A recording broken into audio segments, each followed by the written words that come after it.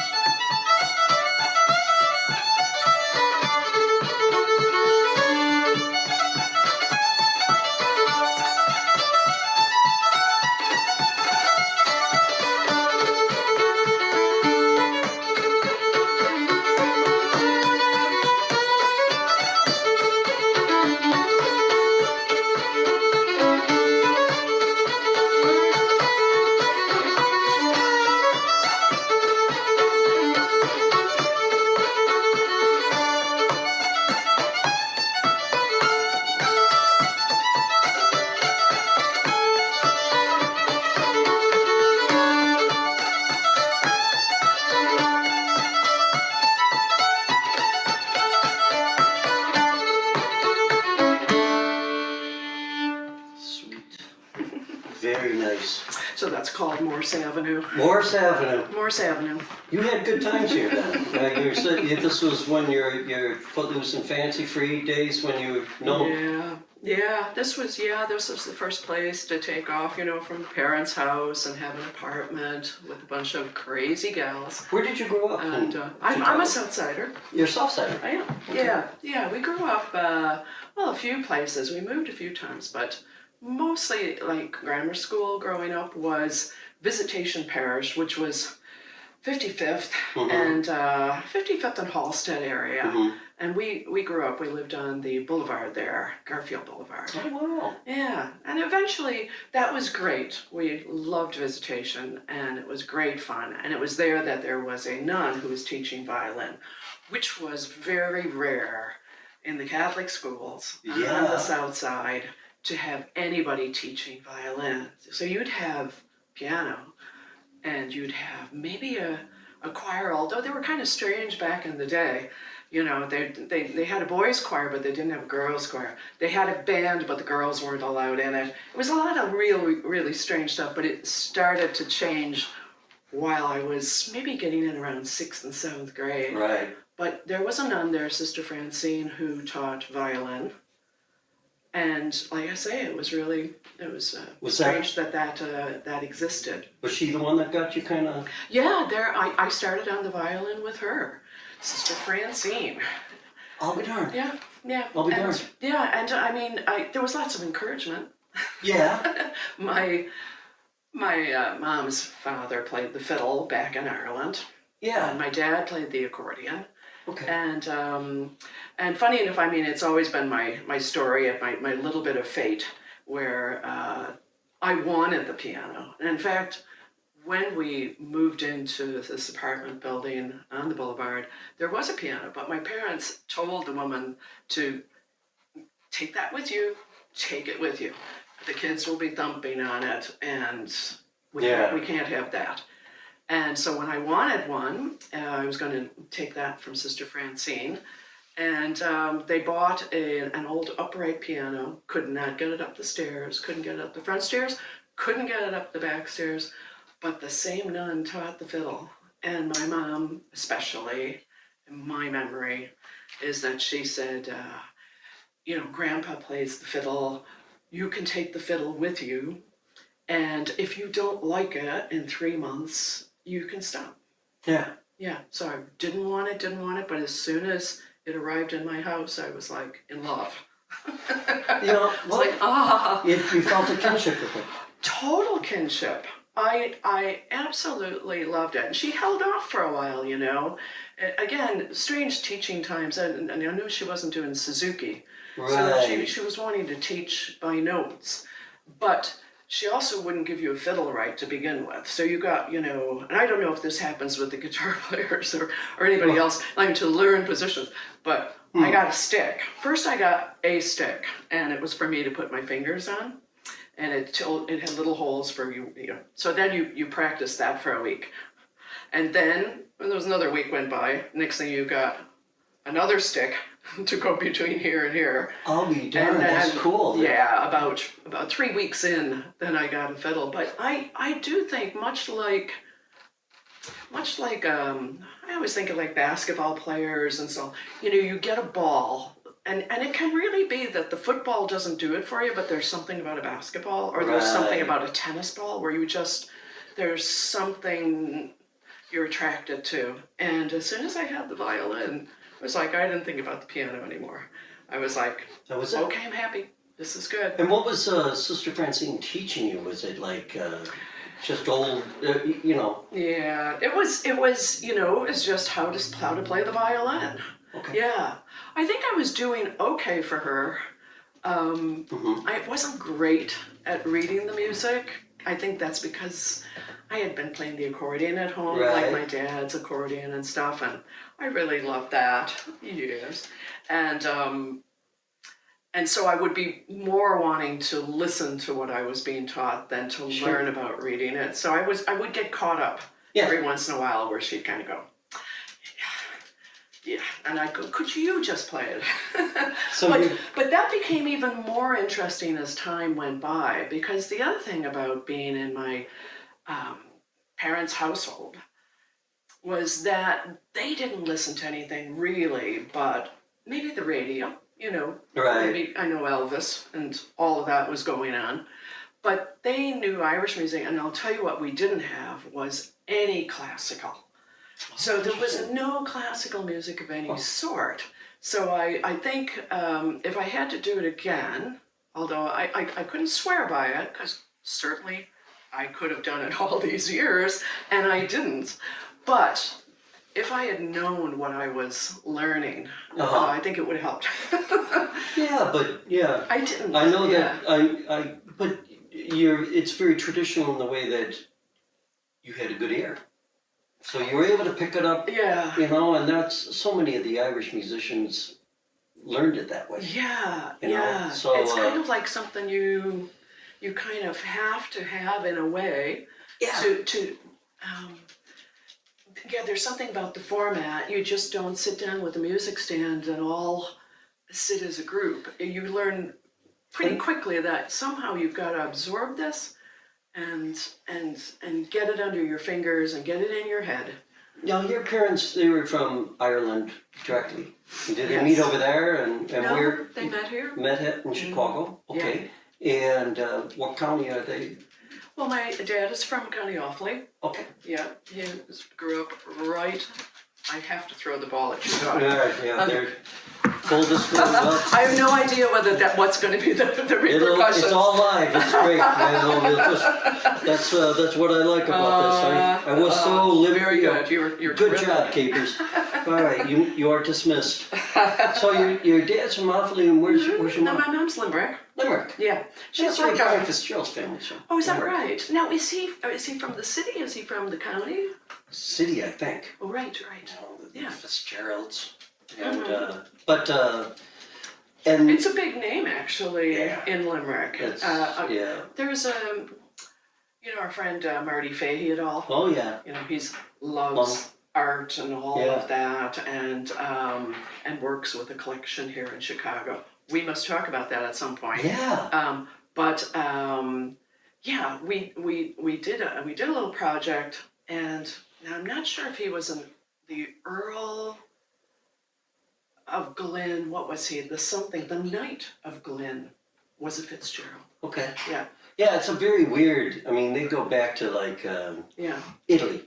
Oh yeah. Yeah. You know, they have a monkey on their crest, and supposedly Right. they were saved by a monkey. You know, Right. which is really good for Brian Fitzgerald, guys. When you He'd be proud. he'd be proud of that monkey. But so it's so cool that you had then the Irish music was pre WPNA.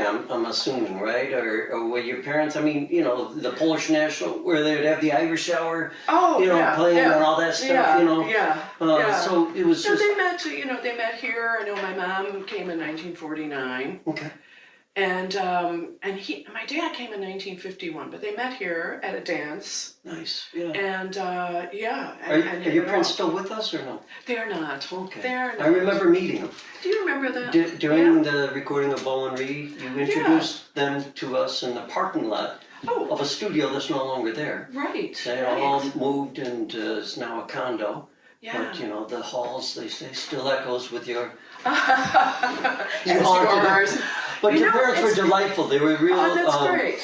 They were like what I call old country Irish in their demeanor, and they're you kind of with that. I didn't know you had it, but it makes total sense to me that you had it so close in your family with the accordion and the fiddle. Yeah. But all these musicians.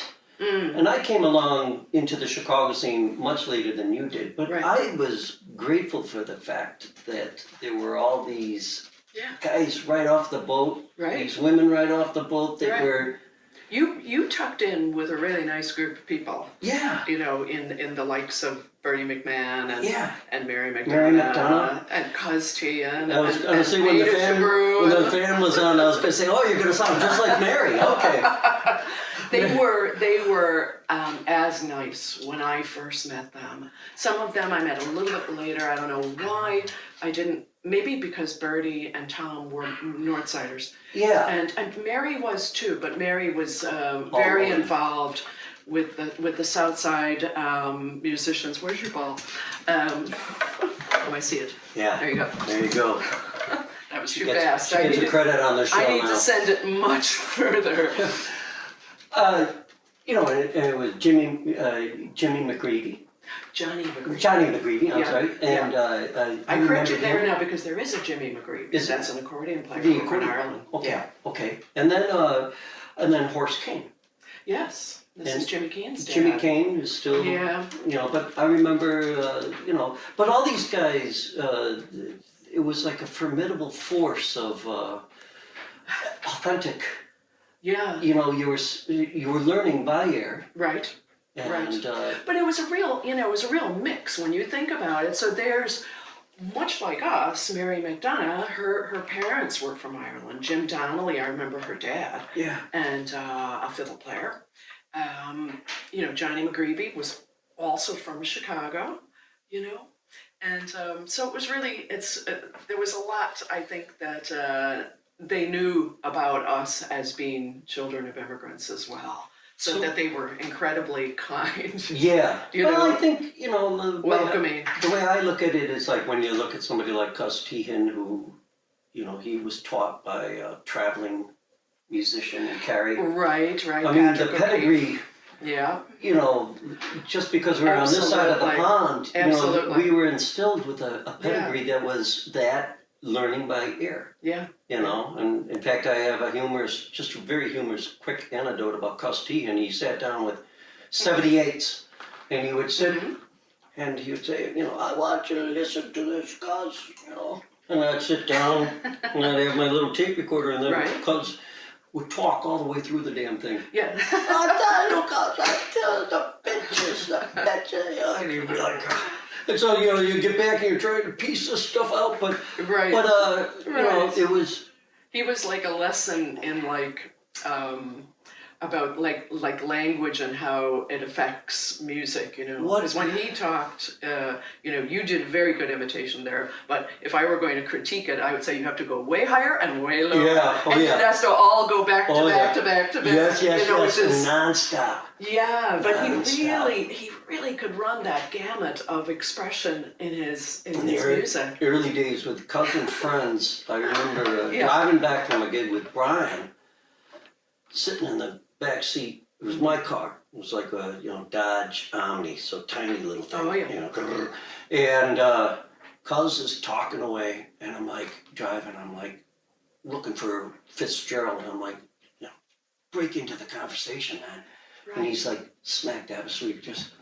And so it just those kind of things. Yeah. But let me ask you this: where then did you make the jump from Sister Francine into picking up Irish tunes? Was it a natural progression? Was it one person? Or? It absolutely happened immediately. Okay. So I mean, as that little kid that was playing a little bit of accordion at home, I was doing Irish dancing, or I started dancing when I was 8 with the Dennehy's. But my folks used to go to Hanley's House of Happiness on 79th Street for the Irish radio show. And they would bring us. There was only my brother and myself. And I think unlike a lot of the big Irish families, they could do that. Yeah. Like a lot of my cousins are families of 6 and sometimes 11 and sometimes From 12. 10, yeah, sure. Yeah.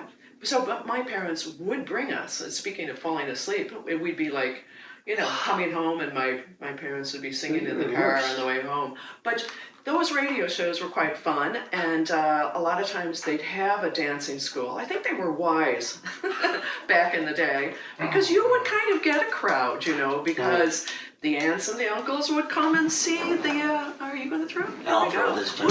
Well, good job, Tina. So you'd have like a dancing school. So I think I probably danced on that show, at some point, even as an 8-year-old.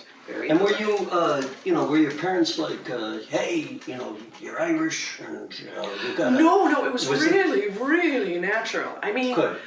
Because they had their own brothers and sisters in the city, everything was Irish. The neighborhood was Irish. Right. We went to, like I said, I started the Irish dancing before the fiddle. So we were doing Irish dancing. Your friends are doing Irish dancing. It just really was coming out of a community. Okay. And so it really just kind of, there was no press that we're Irish or any of that. It was just very natural. This is what we do. If you are in school and with your friends, that's what you do. Right. And when you're here, we're off to do this now.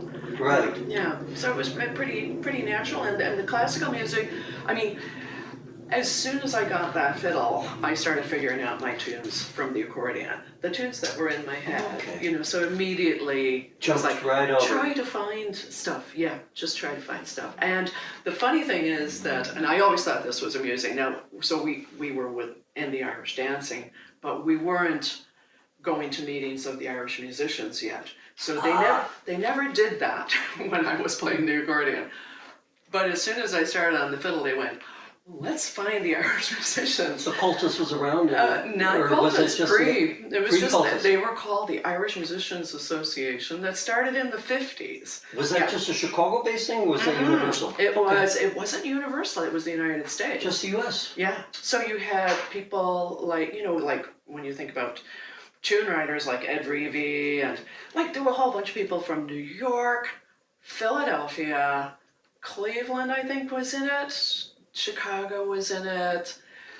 Yeah, and all these people kind of gathered together. Strictly traditional, or was it like strictly trad? Okay, so you didn't have like the Irish show bands or any of that? No, I mean those were totally going on, but everybody knew this isn't what needed saving. Well, let's have you play another song before Capers throws the ball at you again. You can play ball while Capers, I play this, and we'll see how you do with this one. And then we'll take just a little break after this. Sure. Well, maybe a jig for you. Sounds great. I love how your feet. I have to keep myself company. I love it. I love it.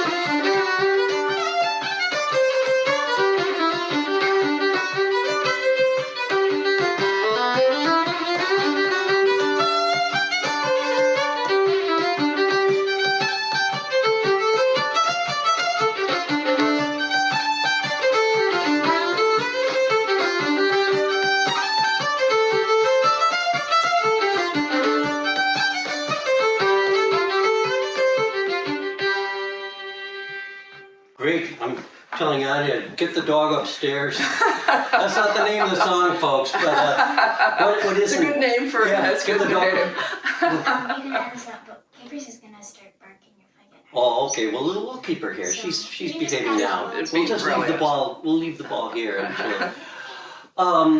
What's the name of that one? Oh, well, I was telling you about my husband's name is Charles Lacey, and that's Lacey's Jig. It's a little tune I wrote for him. Awesome. Yeah. That's what a romantic gesture. I'm gonna have to. We are with Liz Carroll, and we are on Strung Out, and we'll be back after this little break. Hey, want to show your support of Martin's artist endeavors? Buy Me a Coffee is an online site that makes supporting Marty easy. In just a few taps, you can make a payment of any amount, and no account is needed. You can also decide to become an ongoing supporter. Go to martinmccormack.com and click on the words Support Martin. Let's help Martin keep it all caffeinated.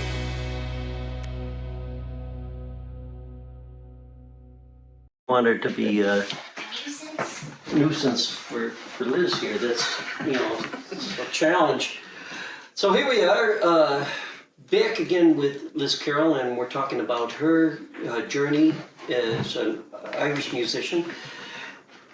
I know you got into the Irish Musicians Association, and that probably kind of solidified the traditional aspect of things for you, right? Absolutely. After that, you weren't going to go into a rock band and... No, Okay. no. I knew what I liked, Yeah. I think, I've gone into different little projects every once in a while. Right. Where somebody likes the sound or the feel of my style of playing, and Yeah. then I will go ahead and give that a go. Is it totally comfortable? I don't know. I'm just such a fuddy-duddy. I'm just pretty trad, and that's all there is to it, or at least within myself, yeah. But So when did you? It's been it. When did you win the All-Ireland then? What? When did that all? How did that? Tell us a little bit about that. Well, we didn't really know that this thing existed, but it had existed since like 1952. So that organization you talked about before, which wasn't in Chicago, eventually all of the Irish musicians started to become branches of that group called Cultus Kiltor Éireann. But I didn't know that there was a competition involved until there was a fella that was in Chicago, because sometimes musicians will, it's so great when a musician comes, and if they live for a summer or they live for a couple of years in Chicago, the boost that it gives the music, because it's Yeah. a whole different group of tunes, or maybe it's just the style of how they play. So a fella came in to town, his name was Paddy Gavin, who was from Balbriggan, just north of Dublin. And, you know, he was just like majorly influential to people like Jimmy Keane, Marty Fahey, their accordion style. He could play a 2-row accordion, but his favorite and best thing was playing a 3-row accordion. The lightness, the drive of his music was just very influential. Plus he was a young guy and he was new to town, and we loved it. Every time he was playing, we were like learning this whole basket of tunes, you know, that were coming from, you know, his experience and things that he loved. And he said, you should go and compete in the All-Ireland. And I mean, you know, I really had maybe competed twice in Chicago at something called the Flacule. Yeah. Like one time I was the only one in it. I think I was in it one other time. So now it's like 1973, and I went over to compete in this thing with Patty's help. Patty was like saying, "Oh, don't go too fast." That was his advice. Good advice. Don't take off. Yeah, don't take off running. So I held on to the reins. I got second that year. I went, and I mean, now you're at a Flacule, so this is really good fun. And you have to have been to a Fla. Have you been to a Fla? Have you been to one over in Ireland? No. Oh, if you get a chance, you know, they'll pick a town, and the town is completely taken up with this event. Yeah. Every pub has Irish music. Everybody's playing on the streets. There's competitions. That's secondary, you know. So this is great. You know, I mean, for somebody that loves Irish music to be able to have your fiddle in your case, walk down a street, hear some tunes you know, and then just go, "Can I join?" And everybody goes and winks and says, yeah. And then you jump in with these strangers, and sometimes they ended up being like friends for life. Right. Yeah. So I was so glad that Patty was like, "You should go." Because after doing it one year, I mean, my parents were happy to go to Ireland because this is a chance to see their families. And did they come up to see you? I'm sure they did. And, yeah, we had different relatives that popped in for these affairs. Oh, fun. Yeah. Oh, cool. So when did you go back? Obviously, you entered in again. I entered in again. I got first the next time. And then I went into the senior fiddle, which was the next year when I was 18. And then I got first that year. Thank God. Very stressful. I bet it is. I mean, self-inflicted, really. I mean, it's just self-inflicted. It's difficult. Yeah, you've gone a long way, and you just have this moment for people to get it. Did that change your trajectory of your whole life in the sense that at that point where you're like, you know what, this is my career, this is my calling? I really wanted to do it, but I never thought you could. I mean, all those musicians we talked about before, your audience is going to love all these names. Right. As we say, the test will be later. Yeah. But none of those people did Irish music for a living. No. They all had a job. So I was, I went into school and, I was coming out as a grammar school, grade school teacher, and I never thought that I could do it. Yeah. But, along the way, there were different people, around the country that kind of would know that accolade of that you won the All-Ireland Senior Fiddle. Right. And what it ended up meaning was that you got to go places and you got to play with really great players. So Mick Maloney was like the first one, like an unknown to me person named Mick Maloney, like wrote a letter and said, "Would you come to the Bicentennial Festival on the Mall in Washington, D.C.?" So this is 1976. 76, yeah. And got there, all these people from New York. I mean, I was starting to run into some of these people just because of the Irish dancing as well.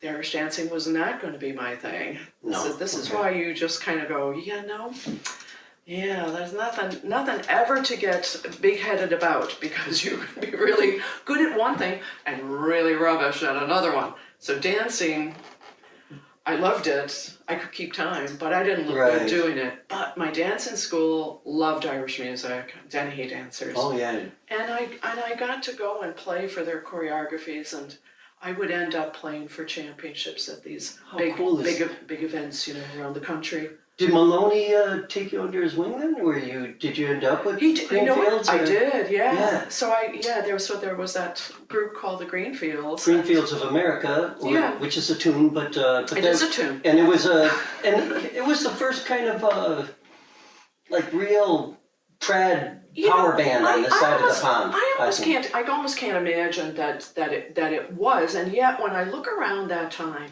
aside from people playing in a pub, and a lot of times, like the Irish musicians that we knew, well, I mean, there was a few. I mean, I'm sure that Sean Maguire was doing concerts, and maybe Sean Maguire and Joe Burke were doing concerts. But if they wanted to make a living doing it, like Joe Burke would be, in some pub and this was special because St. Louis had that great McGurk's.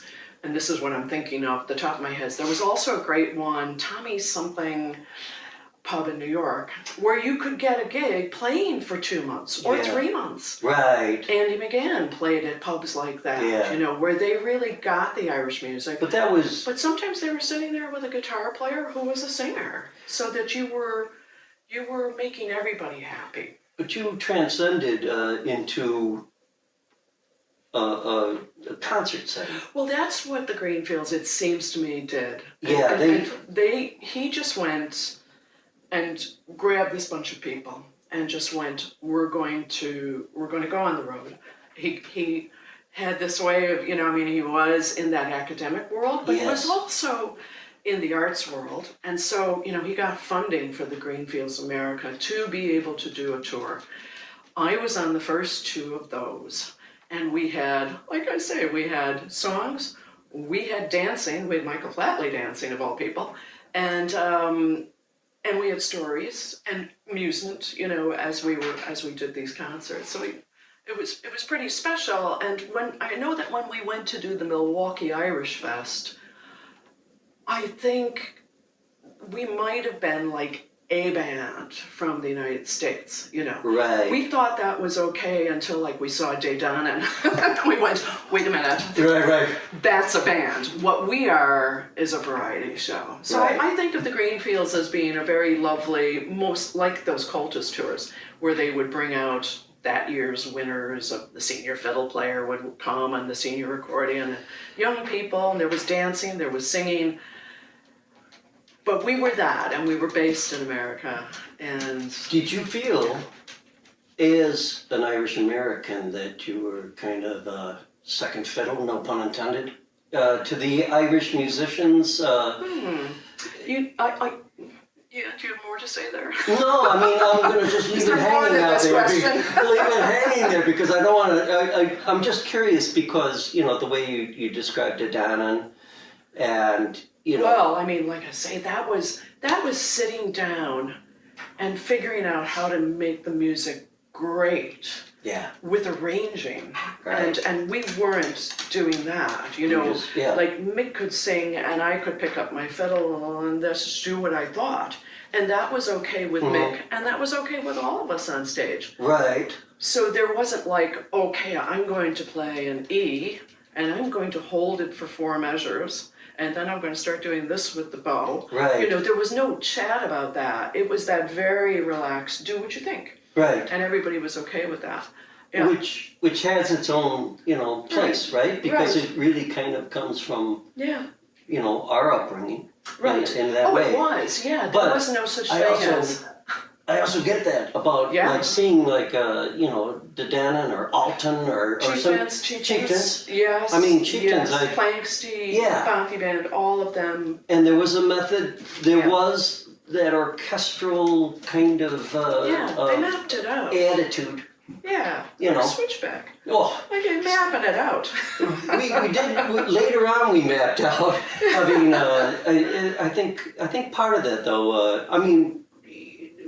With us, we were in, but we were out. And part of that, I think, was being like the Irish American kind of feeling.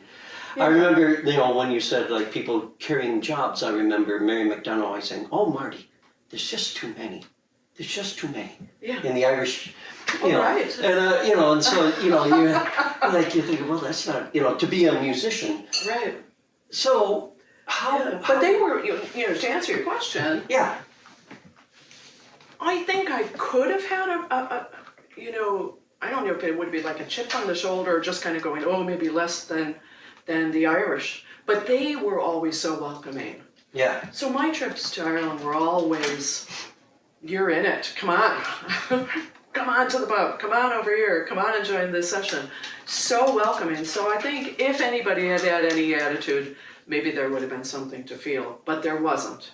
But I will just add this, and I don't know if this would be true in your world, but I do think that we were a little less reluctant, or were a little reluctant to play the other things we were hearing. So we were so concerned with being a traditional player. Yeah. And I think that did probably come from comments along the way. I remember being over in Ireland one time and just, breezing by some people who happened to be talking about me because I was going to be competing. And they were like, oh, she's bluegrass. So there was a little bit of like, oh, So I didn't want to stand out. I really so much wanted to be part of the scene. Yeah, and I mean, for us, part of the thing was that Brian learned mandolin from Jethro Burns, and so that was bluegrass and jazz, and so there was this weird warp. But I had cousins that ran Cultus in Mayo, and I remember even years later, playing over there in the, okay, come on, hey, you're not playing Irish music, and I was like, no. Yeah. But yes. No, but yes, and I want you to play one more, and we're gonna sync out of this podcast into another one because there's too much rich history here with Liz Carroll, so we're gonna do a double header. But then we can talk about this to some degree because I think it is interesting being Irish American. Yeah. And learning the traditional. Yeah. But then doubly interesting coming from Chicago, where so much of it was preserved.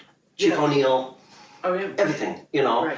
So you kind of get this feeling like, but I can't say I never was like really, looked down upon or anything about it.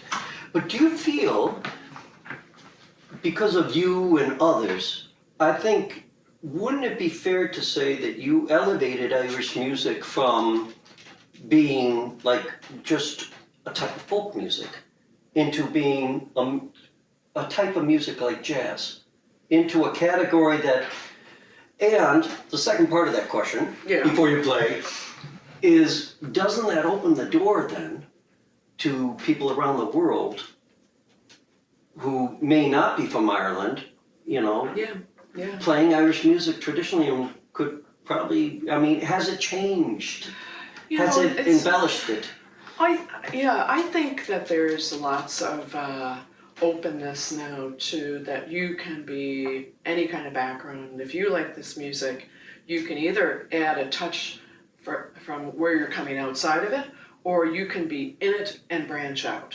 But there might be a little more of people might be a little tougher on somebody who's in it, who branches out. Much like Bob Dylan. Right. You get used to this, and then somebody just did that. Right. Whereas there'd be maybe a little bit more easygoing if you're coming from another genre, and now you come in here. There's a big welcome, I think, for that person. But it's funny, I always think that, even though I was saying I wouldn't have had a chip on the shoulder because people were really nice, but I think I really did not want to stand out and then realize that people were doing albums which definitely pulled from bluegrass, let's say. Right. And I was like, but we did that in our basement, years ago, but we would never have done an album of it. And, go back to that Mick Maloney, he said something one time, he says, the difference is that that person in Ireland, whatever they do, they're still Irish. And I was like, okay, you're saying something very interesting there. But people all over play Irish music now. And so really you go to Japan and there's fiddle players and people are doing the Kerry set and they're terrific. They're terrific players. And it's so funny being from Chicago. So I think this is more an age thing now. Right. That I go, I can't believe that somebody from Italy is playing. But of course, they can't believe somebody from Chicago is playing. And probably the people in Ireland are like, what has happened? Why are people in Russia playing Irish music? Well, it's interesting, And isn't it? as we Because- look around, we just go, oh, that's impossible. How are they doing it? And we're really off the beaten path. Well, probably just geographically, but there's all kinds of reasons. We had so much immigration to the United States. Right. And And, we've got a really good excuse. and but I always look at Chicago and saying, well, Yeah. geez, if it wasn't for that compendium of music that Yeah. O'Neill did, where the hell would we be? Yeah. To some degree. Yes. And and so many talented musicians either came out of Chicago, like yourself, the late Dennis Cahill, Yes. Martin Hayes for a while hung around here. Yeah. I mean, you could go on, and Michael Flatley, he did. And changed the world. speaking of Martin there, he is just very wonderful. Someday you have good to at have him on your Oh, Martin Fahey you're talking about, or Hayes. Martin Hayes. Oh, I would love to have Martin Well, Hayes. they're both verbose. Mhm. But I was going to say that Martin Hayes said something exactly what you were saying, that instead of it being Irish music, the idea of it just being music, and to get to a certain point where it just is what it is. But you talk about an individual style and an individual take on the music that can so pare it back and yet be so effective. There you have it in one person. Yeah, and I think the difference between like Polish folk music Mhm. and like Irish music is that Irish music, maybe because of cultus, maybe Yeah. just because of the way, but I do think it became a form of music that's accepted, like swing, jazz, rock and roll. It's in that pantheon. Yeah. Bluegrass, that sort of stuff, country. But I mean, but it's also kind of locked in the sense that you do have the tradition that keeps it, Yeah, I think within the rails. So yeah, to speak, right? there's so many branches of it. We said the word Milwaukee there. Yeah. I mean, if you walk through there, or if you take that ride, that sky ride that goes Yeah. through it. I mean, when you think about what's Irish, there's just so much there. So you can really hear the very trad lone fiddle player, sadly not given enough attention there. Right. I've heard some incredible musicians, Yes. and they're like in a small little tent. Oh, yeah. And there's a rock band over here, and there's a rock band over there, and you Right. can barely. And I'm like, oh, this is not the spot for them. I almost wish we had something up there, or they had something. Listen to me, they had something up there that's like Ravinia, where you actually have an indoor theater, because some music deserves the indoors. Some music deserves a sitting audience that doesn't leave. Well, And after this drink podcast, beer. I'll And- tell you some of my ideas. So because I think we're on the same wavelength with that. it needs that. It does needs need that. But again, right? Going Right. along that ride, it's just so wonderful, because you have the drinking song, you have the rebel songs are still out there, and that really wanting to kind of cheer for Ireland. You have the Bing Crosby Irish Eyes Are Smiling gang. Right. And then you have like really kind of powerful Irish groups and Scottish groups and Right. pipes. And I mean, you could find, I guess maybe the envelope anymore, or that they're all under, might more correctly be called Celtic these days. Yeah, But there you go. Anything goes. I think Celtic is probably the right thing, but I think Celtic says, go ahead. yes, Celtic's a little more forgiving. You But Irish, I think what I like about the fact that like Irish music is now in that area is because then it's sacrosanct in the sense that it's not Yeah. not to be toyed with. You know, like I mean, Switchback, we toyed with it, you know? Yeah. And Martin Hayes with the Midnight Court and that, you know, all that kind of crazy stuff, toyed. You don't want to do that unless there is the traditional music, because, you know, but we digress. Yeah. Let's hear one more from Liz, and then I'm going to bring her back for round 2. So Liz Carroll on the Irish Fiddle. Yeah, maybe something a little bit slower. So there's a little bit of toying, but it's not much toying. I think it's kind of a pretty tune. So here we go. All right.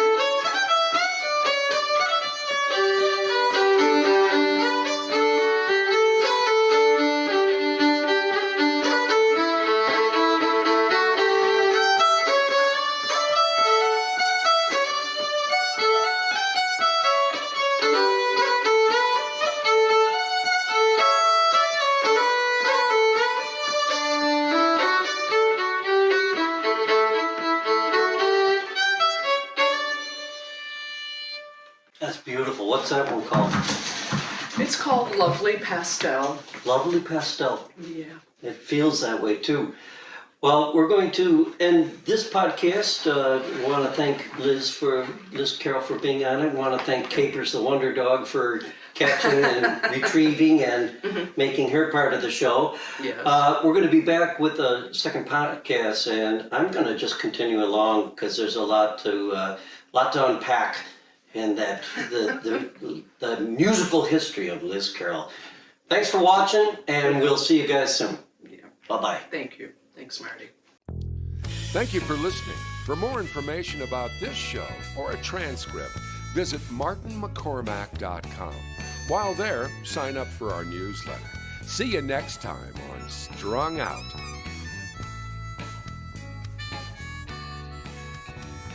It's all so wrong, this pain we feel makes no sense at all. A swan song wasn't part of the deal.